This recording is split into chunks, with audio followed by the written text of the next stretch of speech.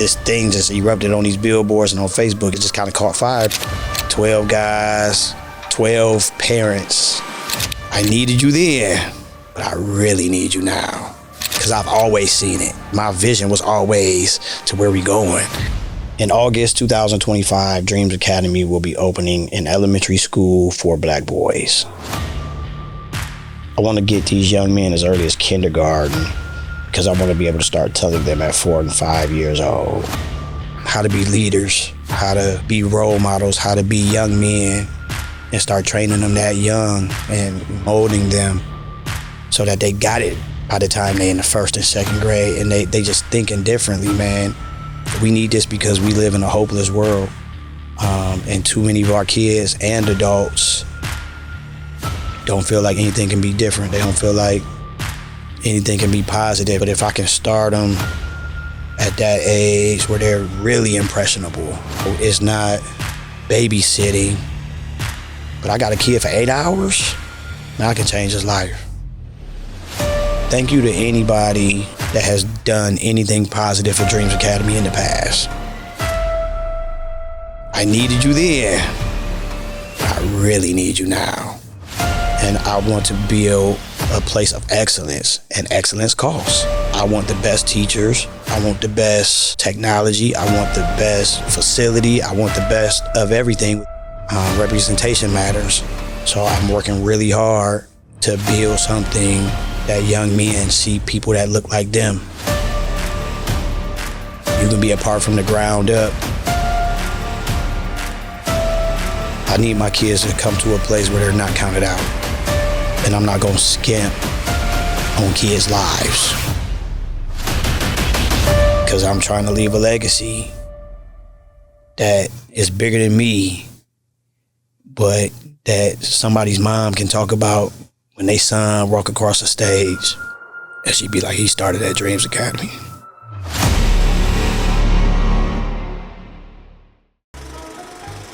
It's not gonna take a book. It's gonna take experience. There's no code switching. I'm gonna give it to you real. I need you to understand this is what our culture deals with. This is what it's like. Y'all hold y'all colleague accountable. Y'all put the pressure where they know not in our building, you ain't gonna underserve our kids. They wasn't prepared to teach urban students. You got 3rd, 4th grade kid walking in, he's walking in the class like, I don't trust this cat, I don't trust this woman. Now, me being the person that I am, I went to the student. Yeah. You need to go to the spaces where they dwell in. A teacher should have that same mindset. Right. Do no harm and promote life. Go talk to them. Go talk to a kid you don't know every day for a month and tell me you don't feel better about coming to school here. He was like, that's the first time I've felt seen in the classroom. You have to recognize who your audience is, who you're teaching. Even that includes the whole family. We don't just impact for the moment, we impact for eternity. This is where you get the ins and the outs about the community. Greetings everyone. Welcome to another episode of Dear White Teacher. I'm proud to be here tonight.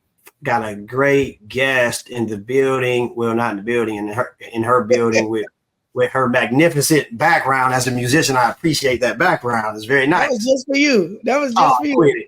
Quit it. So you got Sonny as your name, but I know you at CC. Man, way back. Way back. What year were you at? 2001. It was 2001. Wow. That's how far back we go. Listen, everybody, allow me to introduce you to the Sonny Brown. But if I slip, I'm used to CC. So if I say CC, y'all just got to deal with it for the show. They know who it is. How you doing today? I'm doing good. Just, fresh home from the school building. So you know how that goes. we going to talk about that. So fill the people in who you are, your journey to the classroom, just tell the story. Yeah. So I've always worked with young people. Anybody who knows me knows that, I'm always like, youth church matters. That's been my thing forever. I grew up, surrounded by. I'm sorry, I forgot about that. This is Pastor CC. I'm sorry. My goodness. I forgot about that. How could I forget that? the Dream Center. That's let's not skip over that. That's big. That's big stuff. So you can talk about that too, but that's pretty amazing. That's hilarious. So yeah, no, so yeah, just over the course of life since we knew each other and continued on. I always tell people I think it's because I didn't get saved in a traditional way. I got saved at a choir rehearsal on Kent State's campus with a bunch of other kids that knew we weren't perfect. We just was trying to just sing for God. And so I think because I didn't get saved in a traditional space, I got saved on that college campus, that I've always just wanted to, be out the box and been called to, go to those young people. And so, so I went to, came into ministry and, I've been doing that for 20 years. About 20, while I was doing that, I would say I was also working at the YMCA. So like a heavy youth programmer, always doing after school camps, anything youth oriented. That was my thing. I ended up getting hired here in Atlanta and was brought here for the YMCA to be one of their associate execs. And so came on down, but it was March of 2020.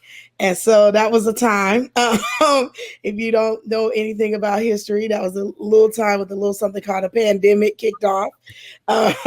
So like most of us, I had to reevaluate, figure out, what I wanted best for my family and other things. And so at that time, the Dream Center decided to hire me as the connections pastor. So I worked full time there for 4 years, overseeing just a lot of the connections aspect. And for the last year and a half, I had the opportunity to oversee that youth and young adult department as well. And so, probably about 2023, I just kept hearing the Lord really knocking. My heart was really for young people. And I went and spoke to my pastor and I told him I kept, hearing Holy Spirit kind of drop in my heart. You're fishing where the fish are already caught. And I kept hearing it over and over. And so I went to talk to Bishop about it. And, he essentially said, if that's what you're called to do, you got to go. And so, so thankful, that my Dream Center family, my church family really supported me and stood by me as I made the transition from full-time ministry into something called Teach for America, in which they really choose people who are passionate about inner city schools. I was chosen for that, and I've been rocking in the classroom ever since. And so it's been a journey, a long time coming, and I've just been in love. I told somebody the other day, there's never been a time that I've woken up where I was going to school and I didn't want to go. You know how you work jobs where you're like, oh, I got to go to work today. There has not yet been a time in which that has happened. And so I'm passionate about it, even on what seems like the worst days. I'm always excited to go back. So, so that's how I got to the classroom. Wow. So were you in Atlanta prior to March 2020? No. So I was in Charlotte. So, when I worked for the Y for 15 years, I went from Ohio. Then I was recruited to come to Charlotte. Went to Charlotte, was recruited from there to go to New York City, worked in New York City Wise, and then to Atlanta eventually. So kind of been around, with the YMCA, that youth programming aspect. But so where I was going with that was you get to Atlanta to lead programming or whatever. And right when you got there is when the pandemic hit. Yes. Yeah. So yeah, you're right. When I got there, actually the pandemic had already hit. So I actually thought I might not have a job when I was headed there. Yeah. But the exec called me and was like, no, we still need you to come. We need you to run these COVID camps for these firefighters and these nurses and doctors that still got to go to work. So I came home. Got you. So the Teach for America journey, what has that been like, and how has that been for you? Yeah, so I was like one of the last people chosen. Teach for America is a really great ideology. I actually ended up writing my thesis for my master's degree on it. My thesis is called Nuck If You Buck, How Teach for America Fares in the Classroom. And essentially, what Teach for America, the idea behind it is to get people who maybe didn't get their bachelor's degree in education, but at some point realize like, oh no, I see that educational equity is absolutely essential. And so they go into the classrooms. Teach for America asks you to do 2 years, and they partner with the AmeriCorps, so you get some AmeriCorps time with that as well. And so they really put a lot behind it, ensuring that you have anti-racist educators that are going into these classrooms and that are concerned about what's happening in the classrooms and in the community surrounding them. So it was definitely something that rang true to my heart. If anybody sees me on social media, you know, my oldest daughter swears up and down that I'm a Black Panther. I love showing up for people and making sure that people have justice. And I don't make any excuses for that. So Teach for America kind of was joining two things that I wanted to do. Yeah. So since you brought it up, and I told you, you and I talk enough. So this is not like you and I trying to catch up on camera or anything. Like right. we follow each other. We know what's going on. But since you brought up social media, I told you it was that one post, and I think I hit you immediately like, hey, I got to have you on a podcast. Like we got to talk about this. And as you were just telling your story, even I was reflecting on the post, and we'll tell the story here in a second. The way you even talked about that situation, you would think you had like 20 years, 30 years classroom experience to lay that story out the way you did. And so, I'll let you tell the story and we can jump into that conversation because I think it's a great foundation. I feel like I should have went back over the post now. So much pressure. Okay.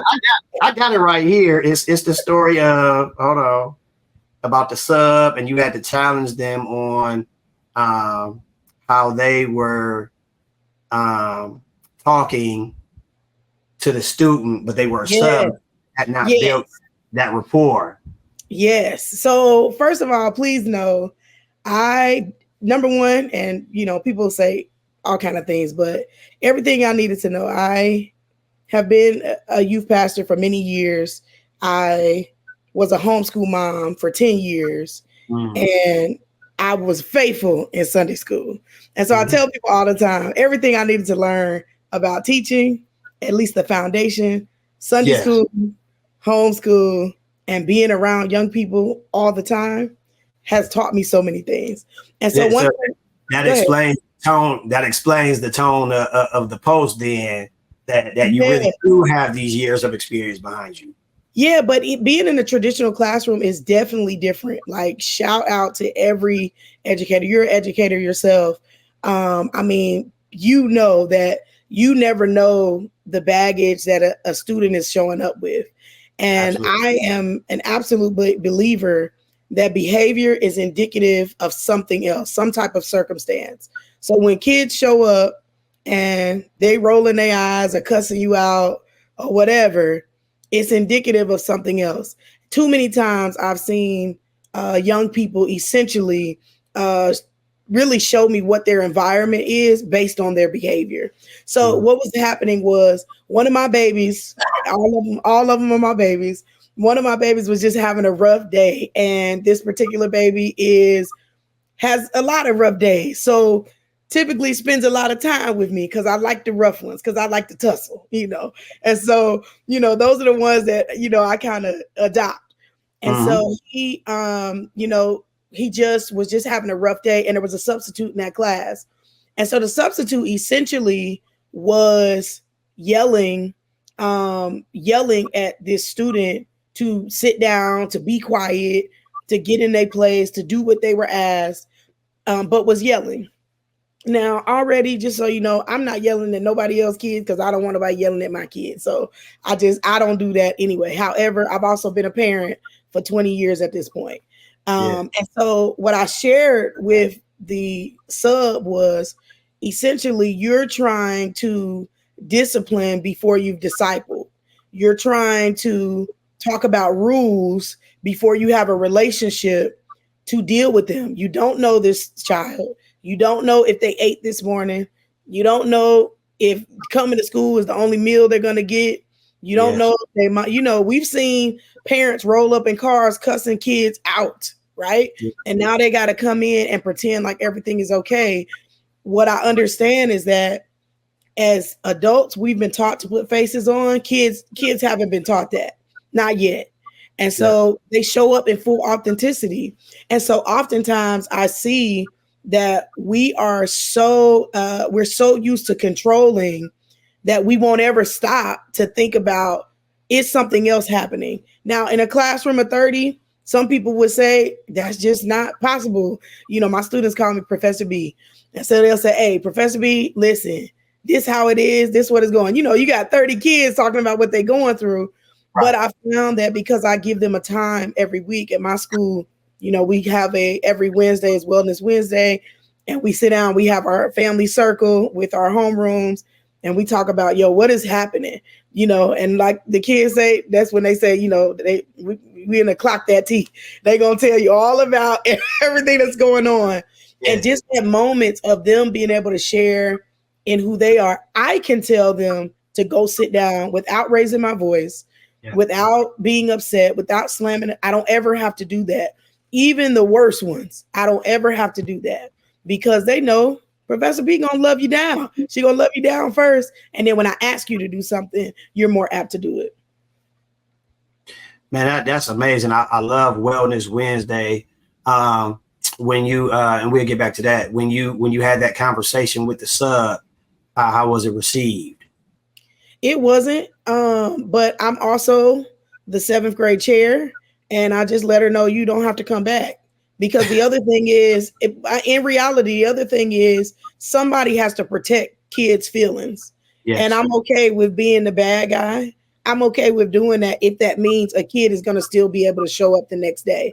Now, that's not to say that my colleagues that are there every day, that we don't support each other. But right. You as a sub, I think also just understanding the dynamic, that you don't know what the dynamic is.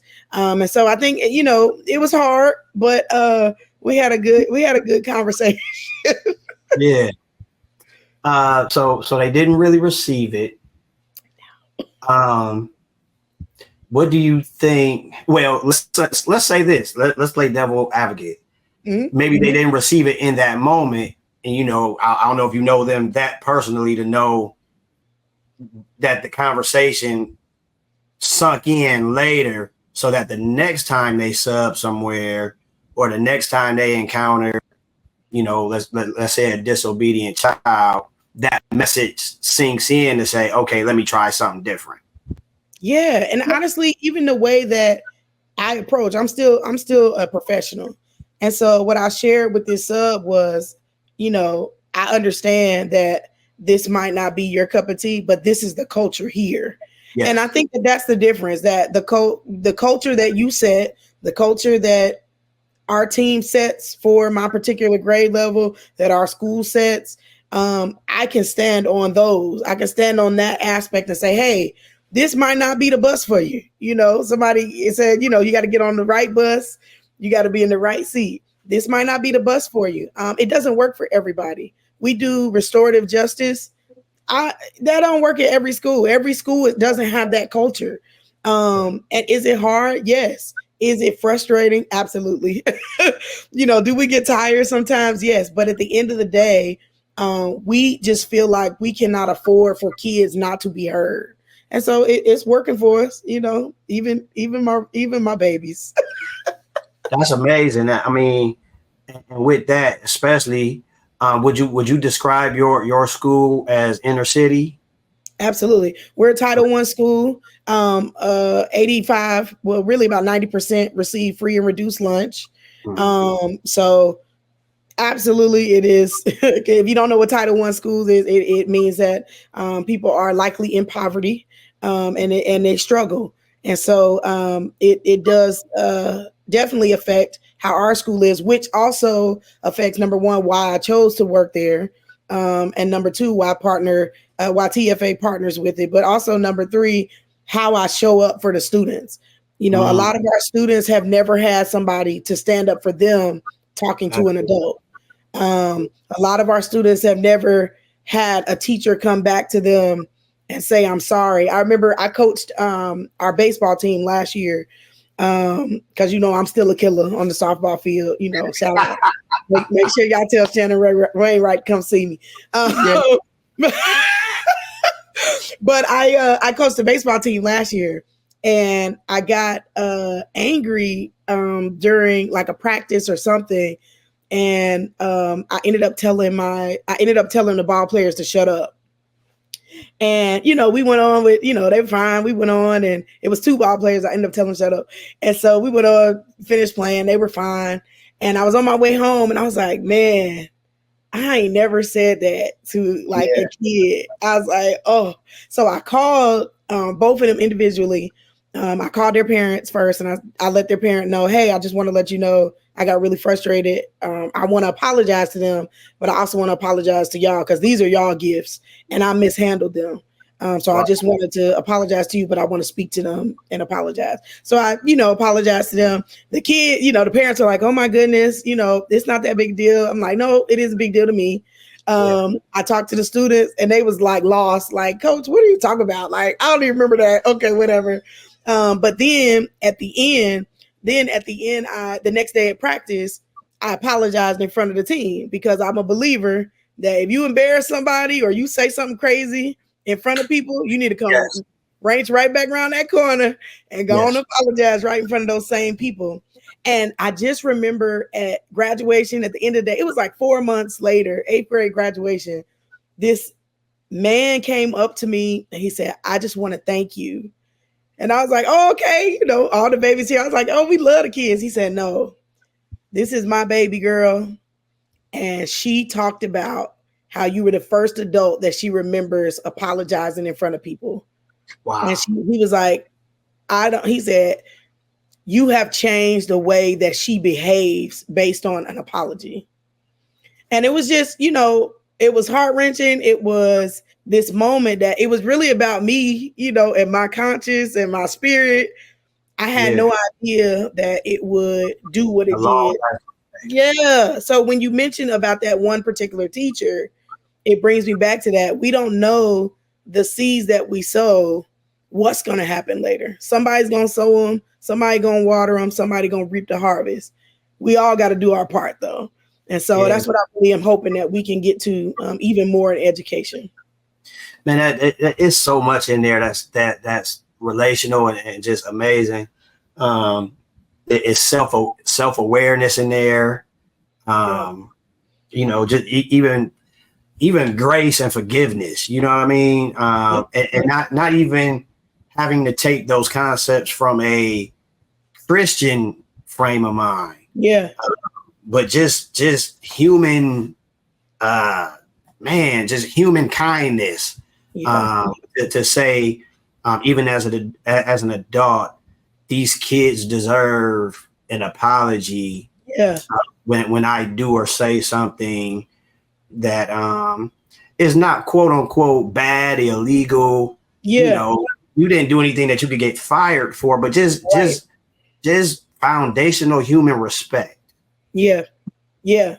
And I think we forget that though. I think we forget that young people are little humans. Like we forget that they have feelings, they have ideas, they have creativity, they have their own stuff. Probably one of the most frustrating things about me, and I learned this from my mentor. His name is Jamarian Young. He's in Charlotte, North Carolina. If you ever go to Charlotte, I absolutely have to hook y'all up. Jamarian is, I call him like the teen whisperer. I mean, he is amazing. He's an executive director at the Y now. But one of the things I learned from him is he said, we have too often planned for young people without including young people. Oh my God. And so he talked about, he asked us a hard question. He says, why are we planning teen nights and not having teens drive it? He said, we old, like, he like, we like our ideas. He was like, they was good 25 years ago. Listen, they're in it right now. We're not even talking ideas. I was out the other day, and this, Google what I'm about to talk about. Okay. And you gonna know because you in Atlanta. I had to Google who Rich Homie Quan was. Oh yeah, yeah. I'll be 44 Friday. I don't know that. And the kids are going crazy. So Rich Homie Quan passed away. His funeral was actually today. I saw the day that we're recording this. I had to look him up to say, oh no, I'm so removed from some of the stuff. I'm not a rap music connoisseur. I like 90s rap, Tupac, Biggie, new people. I don't know them. Yeah. But one of the things I lead with when I'm at Dreams Academy is playing that game with my boys. Yeah. And so they're telling me who these people are, and I get that, sometimes I've heard a name, but I wouldn't know any of his music. And they get it part of building relationships. Mr. B, you old, you know what I'm saying? I get to hear all that. Yeah. And we make a joke out of it, but I really, most of the time, have zero. They taught me who NBA Youngboy is. Oh yeah.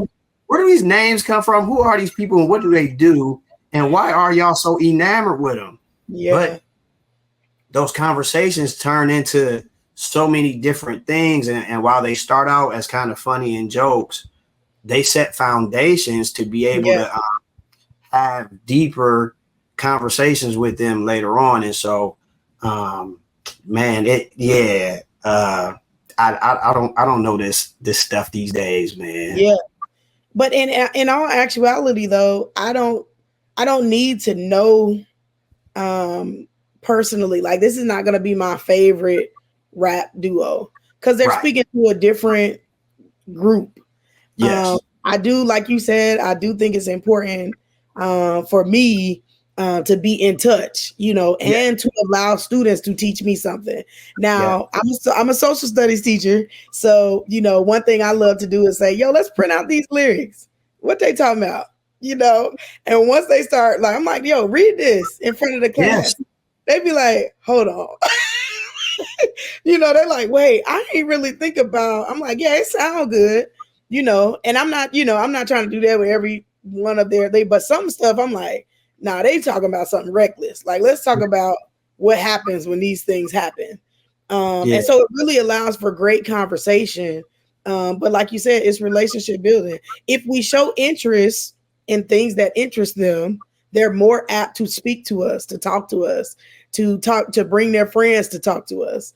And that's one thing I've always wanted to make sure is that I had an open door for any young person to be able to come and say, hey, I'm scared, or something is wrong, or I'm hungry, or, I haven't, I didn't have the opportunity to sleep last night. It was too much going on in my house. Somebody's got to be the safe place. And sometimes the safe place is not the easiest place. And sometimes you got to listen to Rich Homie Quan, Yeah, and see, and that's why I do this podcast, this platform, whatever you want to call it, because those are the concepts I don't feel like teachers, and I know it's called Dear White Teacher, and in that space, I'm talking about the culture of Black and brown students who you're dealing with every day in your school, that many white teachers are dealing with every day in their schools, where not sleeping the night before is an absolute reality. Not eating breakfast is an absolute reality. Having to watch younger siblings at adult level at a young age is happening. And so you get in this thing where you want to chastise a child for falling asleep in class. He's tired. She's tired. Those are the kind of things I want to be not introducing, because I think people know, but kind of hitting home on, hey, we get it. You know how to teach. You're a great teacher. But how do we drive this thought of even humanity? Everything you're talking about hearing kids, hearing their stories, giving them a voice that I think is missing in a lot of places. I took a class when I was getting my master's degree. and it was called Radical Pedagogy as Praxis. And in that particular class, it was taught by the amazing Professor Oscar, and he really challenged us on how do we radically, culturally relevant teach? How do we show up every day and make sure that we're concerned? And so as I was taking that class, you know, I go to a school who utilizes uniforms. And so, of course, one of the best things is when you get to have dress down, like Dress Down Friday. That's a huge deal, right? Yeah. Well, you know, some of our parents, very well-meaning parents, had this great idea like, hey, to fundraise for the school, let's have the kids, you know, pay $2 so that they can dress down, you know, every other Friday. Great ideas, you know, and it was an adult that came up with that idea. So in my class last year, I was teaching 5th grade, and my 5th grader said, oh, well, now this is, you know, 5th grade Georgia social studies talks about like the Bill of Rights, you know, all of these things. So we go into that whole process. And so as we're in the middle of the process, they're like, wait a minute. So you can like change these. I say, yeah, you know, the code of conduct is like the Constitution. You can write an amendment. Well, what ended up happening was they decided because there was a student who was unhoused, it was financially impossible for them to participate in this.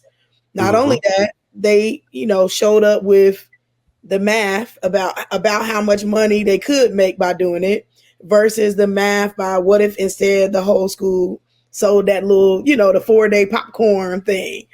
And so, you know, I'm like, hey, you can't just come with an opinion. You got to come with the facts. Let's figure it out. So they presented it, you know, they called themselves the House of Representatives. They presented it to Congress, who was the teachers.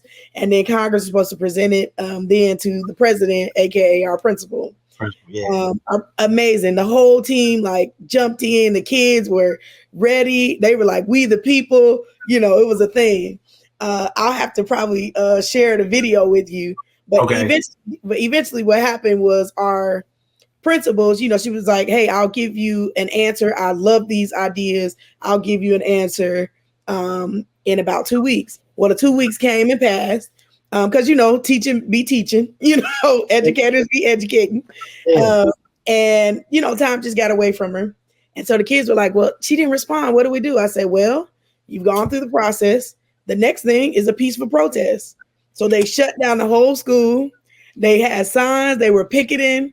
They were like, wow. Like going around. They disrupted everybody's class. Other students started coming out of their classrooms. They were like walking in the halls with them. They sat down in the front office. They were singing Kumbaya. Like, it was like, wow, right? And all of a sudden, you know, the principal comes out. She's like, my bad. Yes, y'all can have free dress down Fridays from now on, you know. Yeah. So they were just so excited. And this year, they changed the policy. So it doesn't even start like that. Now there's already a free Friday. And so just talking about, as you mentioned, like kids needing to be heard, that was a community of 10-year-olds who were like, one of us, this is unfair to. So because it's unfair to one of us, it's unfair to everybody. So we got to share. All I did was give them the opportunity and the support to make their voice be heard. Man, we are raising absolute change agents. Generation Z and Generation Alpha are not putting up with stuff that we put up for 20 years. They're not doing it. They are saying they deserve to be part of the conversation. And yes, as adults, you know, we're going to be able to help them along the way. But there are some things that they're going to have to just lead. And we have to be able to be there to support that leading. So I'm hoping as you continue, you know, to come out with even more content that people pick that up, that we need educators who are going to guide, who are going to support, not who are going to show up to be in charge, but who are going to show up to say, hey, this is back and forth. You're learning from me and I'm learning something from you. Not that you forget that. Man, that story is so phenomenal on so many fronts. One, the fact that you all gave them, not even gave them their voice. They already had the voice, but the opportunity to use it. Yeah. Two, that even in their youth, they advocated for their classmate. Yep. And I think that's amazing. That's you know, it's a lot of adults not advocating for other adults in these days. Yeah. So to hear a story about kids having the mind and the thought to consider, because as soon as you started talking, I had an idea that's where the conversation would go based on you describing your school, that there might be a student and we have to even move past, because somebody would say, well, it's just $2. Yeah. Somebody might not have that $2 to spare. Yeah. For something like that. And so that is so huge, man. I love that. For sure. I love that. So now, so you're doing 7th grade this year. Have you seen a big difference in between your 5th grade classroom and your 7th grade classroom? Well, yeah. So I do 5th grade social studies and 7th grade social studies. I fought for 5th grade social studies because I just love that curriculum. You know, they learn about the turn of the century, Black cowboys, establishment of HBCUs, all of that. I put all of that in there. So I just love it. So I fought for that. But 7th grade is a different group. 7th grade is a different group. And in all transparency, they're definitely more mature. 5th grade, they automatically respect your authority. 7th grade, you got to earn your authority. Wow, and I love that. I love that because it gives them the opportunity to, like you said, flex those, their own authority. And I think sometimes we forget that there's some things I think we will, you know, when I was growing up, it was stay in a child's place, you know? And then I realized when I got to college, it was a lot of stuff I didn't know. Like, I didn't know some stuff. Yeah. But, you know, now, you know, given opportunity. So something simple, like, for example, you know, the whole first 2 weeks of school, we call it Unit 0. That's where you're really talking about culture. You're getting people kind of engaged. Well, I asked them, hey, when do y'all want homework due? Do you want to do on Thursday, Friday, Monday? When do y'all want to do? They like, wait, we get to tell you? I'm like, well, you know your schedule. You know, let me know. When do you want homework due? And they're like, oh, yeah, Mondays. Mondays sound good. I'm like, all right, now remember, you're going to have a quiz on Friday. So just heads up on that. They're like, nah, that's good. Naturally, what has happened over the last 4 weeks, even though homework is due on Monday, they're turning in homework on Thursday because they know there's a quiz on Friday. I didn't have to tell them that. That's an adjustment that they made because even though they decided for it to be done later, most of them had decided like, oh, let me go ahead and turn this in because I got a quiz tomorrow. Let me make sure it's right. And so you start to see kids start to mature in that same aspect. One of my students said to me, and this is not, you know, 5th grade is different. 7th grade, one of my 7th graders said to me, you know, Professor B, you're my favorite teacher because you don't disagree with us. You just ask us to prove it. And so, you know, for me, I'm like, especially social studies, I have to be very mindful that these are our next citizens. You know, they're going to be voting very soon. Early on, you know, in this presidential space, you know, a presidential election year, in social studies is so fun to teach because I got to make them look up all of the candidates. I'm like, no, don't look up the candidate you like. Yeah. Look at the other one. And don't forget about the libertarians. And don't forget about the Green Party. So they're looking up 6 and 7 people that 5 of them, they had no idea they were running. And so really researching how they feel about different things. Again, you know, this student was like, you never told us we can't vote for somebody or we should vote for somebody. You just asked why. And when people start saying, oh, because my mama said, you like, your mama not voting, you voting. Right. You know, who is it? Why do you believe these things? And I think that is going to change the world because we're acknowledging their why. You know, we grew up where you ain't talk back. It is what it is. But these babies, they're going to ask, no, tell me why. Why should I vote for you? You know, why should I put you in as the next mayor?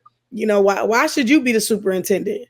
Why shouldn't I be on why shouldn't I be on the superintendent's board or the school board. So, definitely seeing a difference in that aspect.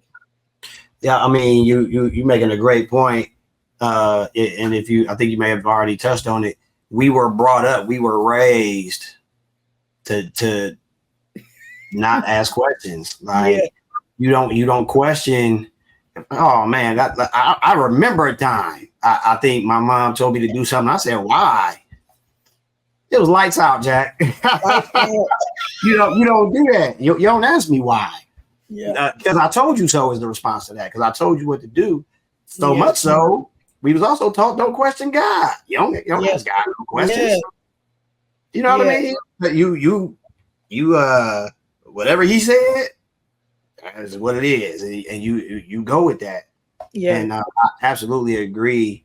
And let's be clear, that's systemic. As a history teacher, just making sure we know, like, that's systemic. People of color were not allowed to question. And so it was life or death for them. Yeah. So, these things are passed down from somebody thinking about questioning or even not even. Emmett Till didn't say, he just walking. Trayvon Martin walking. So these are things that happen to a marginalized group of people and have been passed down and become tradition, when in reality, it was really oppression. And so now, as we are in this new space where these kids are walking around with a full computer in their pocket, information in one hand, information, it's a whole computer in their pocket. Yes. You cannot just say because I said so.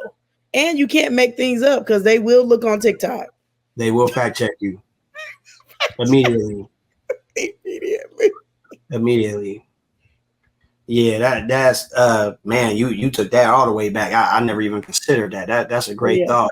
Listen, you don't question authority, you don't question the pastor, you don't question your life depended on it. They could rip you away from your whole family. That's why a lot of our grandparents and great grandparents were so strict about it. And so this stuff was passed down without, even coming through like the 60s and 70s, because they were really the last generation to see that Jim Crow laws and all of that. Like, it was some stuff your life depended on. And we just, kept passing it down generation to generation. Yeah. Man, I told you I wasn't going to keep you all night, man. I know you got to get ready to do it all again tomorrow, man. Yeah, Wellness Wednesday is tomorrow. So tell me about that. Like, what and then I'll let you go. Like, I just came from touring a school up in where was I? Milwaukee, that does something very, very similar, but that's how they, at least from what I think, but that's how they start their day every day. Oh, I love that. School is broken down into 16 groups. And so the group I got to sit in, they start their day with, hey, how are you? What's going on in your world? Are you okay today? How are you feeling? And what was so dope about it, it was an all boys high school, and that it's not just the leader of the group asking these questions. The young men are asking each other, hey, I'm calling you by name. You're a part of my unit. How are you feeling today? Yeah. Anything going on in your life that we need to talk about and you might need to hear our perspective on. And, it was so amazing to see. So that's why I asked, what kind of in depth for you all is Wellness Wednesday. Yeah. So this year, we did a shift from our previous year where we decided to try the whole school as really doing more restorative justice. So again, understanding how suspensions and expulsions and all of those type of punishments, how they, first of all, take away from academic time, but also how kids can't learn how to be in the community of a classroom if they're kicked out of the community of the classroom every day. It can't happen. And so because we made this shift, just like the school in Milwaukee, it sounds like, we really started settling in. We did Wellness Wednesdays last year as well. We had an amazing counselor last year who really pushed for this. This year, I feel like we've kind of taken it to the next step where we're having really hard conversations with our babies. And so there's plenty of things, like if anybody's interested in just doing any of this, like wellness check-ins, or they call them like community circles. If you're interested in doing it, if you just Google, I mean, there's tons of stuff on there, but that's what we utilize. Our principal actually sends out what we'll be working on for that particular day. And there's some that are really culturally relevant.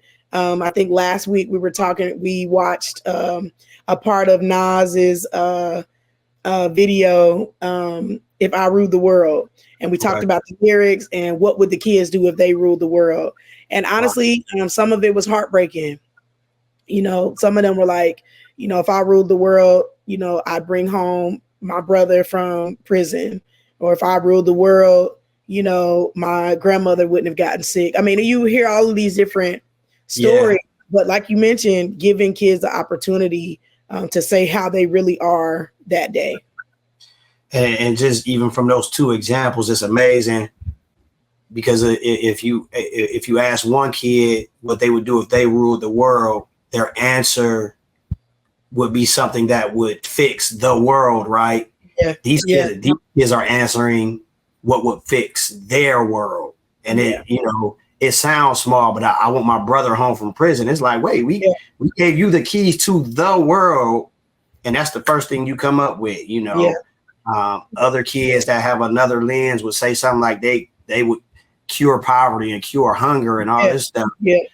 But we deal with kids whose perspective and their lens is something very personal. To like, hey, I can't even think outside of that right now because my brother is my world, but I don't have access to him. So I think that's powerful. That's powerful.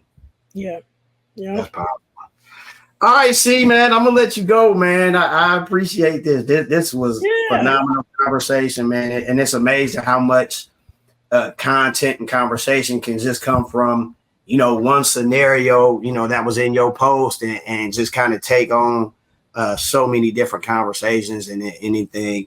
And so I always end with you know, a word of wisdom, a word of inspiration, and you know, anything that you would want to share, not only with white teachers, but teachers and whoever's listening. You know what? And listen, I know you. I know you, the pastor. Don't preach. I'm crying. But no, you lead the people with something. So I'm working on this book called The Genius Incubator.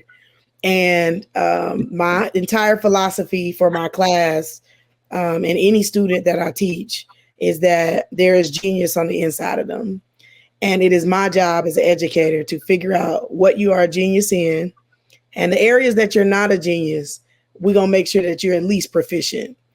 I think too often when we look at a report card, we look at the worst grade first, instead of looking at what your student naturally excels in and applauding that louder than anything else.